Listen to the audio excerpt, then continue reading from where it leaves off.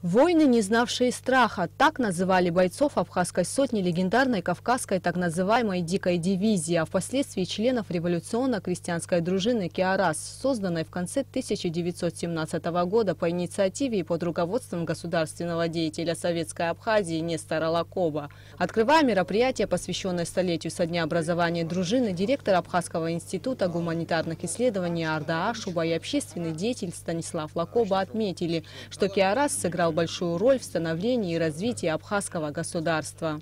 В истории Абхазии это, конечно, было очень яркое, знаменательное событие, когда в декабре 1917 года в селе Джирхва там впервые собрался актив, который решил создать крестьянскую дружину «Киарас».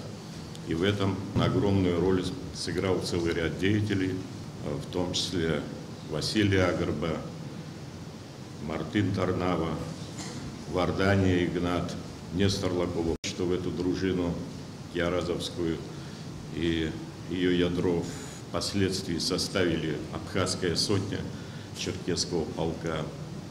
Вообще этот период в истории Абхазии был очень бурным. Это было связано и с деятельностью Абхазского народного совета. Вначале не было взаимопонимания, потом их позиции все больше и больше сближались. О дружине «Киарас» написано немало трудов, многие из которых по некоторым причинам не были опубликованы. Значимая их часть написана ученым-историком Георгием Дзидзария. В своих трудах он называет «Киарас» национально-освободительной армией и подробно описывает события того периода.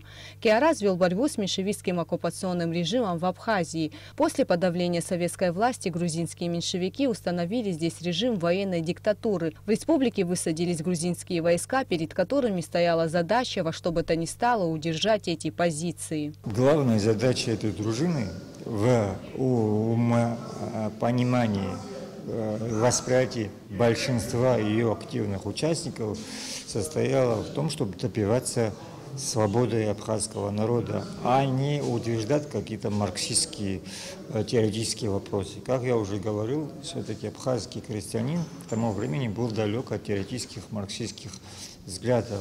Его тяготела не свобода абхазского народа.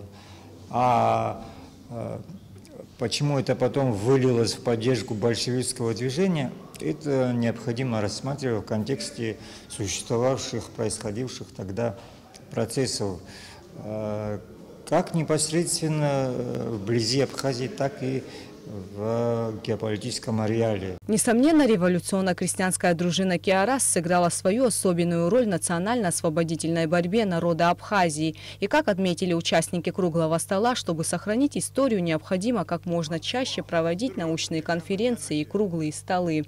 Кроме того, было предложено создать памятник, посвященный бойцам дружины «Киарас». Гугуца Вардания, Степан Мартиросян, Абхазское телевидение.